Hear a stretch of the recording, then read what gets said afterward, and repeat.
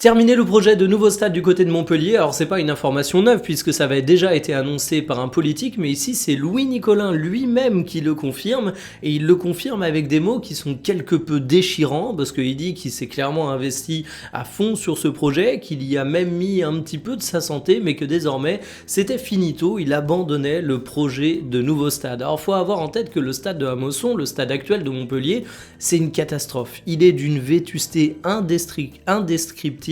Il est régulièrement inondé, il y a grosso modo rien qui va pour faire l'attractivité de ce stade, et c'est pour ça qu'il y avait le projet d'un nouveau stade privé. Pas de nouveau stade privé, mais donc concernant ce stade public, il y a un projet de rénovation, on parle de mettre à disposition une grande surface pour prévoir restaurant, bar, une boutique digne de ce nom, mais ce sont des promesses de politique, et sans tomber dans le populisme, j'ai quand même envie de balancer que les promesses des politiques, ça n'engage que ceux qui y croient. De toute façon, Louis Nicolin, il joue un petit peu du violon en disant que le stade aurait permis de pas vendre certains joueurs au cours du mercato hivernal, qu'ils ont besoin de ça économiquement, mais un nouveau stade, ça met du temps à sortir de terre, ça prend des années, donc qu'on parle de rénovation ou nouveau stade, Montpellier aura été dans la panade financière quoi qu'il arrive. Par contre, ça nous rappelle un truc qui est plutôt intéressant dans l'économie du foot quand on essaie de l'analyser, c'est que aujourd'hui les droits TV sont beaucoup moins importants qu'il y a de ça très peu de temps,